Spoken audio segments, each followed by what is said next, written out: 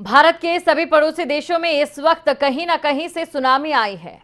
पाकिस्तान में सियासी सुनामी है तो श्रीलंका में इकोनॉमी काफी खराब हालत में चल रही है।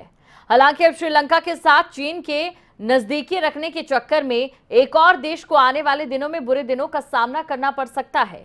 नेपाल भी उसी रास्ते पर दिखाई दे रहा है जिस रास्ते पर चलकर श्रीलंका इन हालातों तक पहुंचा है।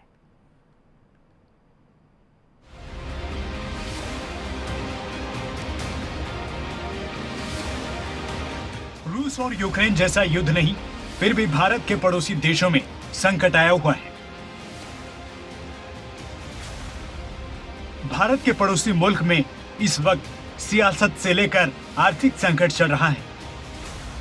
एक तरफ पाकिस्तान है जहां प्रधानमंत्री की कुर्सी पर संग्राम जारी है। दूसरी तरफ श्रीलंका है जहां इस वक्त बड़ी आर्थिक सुनामी आई है जिसने वहां की जनता को सड़क पर उतरने के लिए मजबूर कर दिया है। भारत के पड़ोसी देश पाकिस्तान से लेकर श्रीलंका और अब नेपाल तक में आर्थिक संकट दिख रहा है। बढ़ते आयात और कम होती विदेशी मुद्रा से व्यापार घाटा 207 करोड़ डॉलर के रिकॉर्ड स्तर पर है। पिछले साल इसी अवधि में ये 81 करोड़ डॉलर का था। जिस परेशानी से श्रीलंका जूझ रहा है उसी के मुहाने पर हमारा एक और पड़ोसी देश नेपाल भी आकर खड़ा है।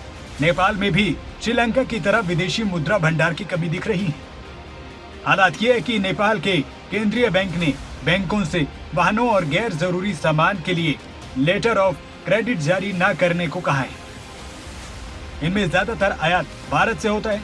श्रीलंका में जुलाई 2021 के वित्त वर्ष की शुरुआत में आयात बढ़ने और बाहर से आने वाले धन की कमी, पर्यटन, निर्यात से होने वाली आय में गिरावट से विदेशी मुद्रा घट रही है।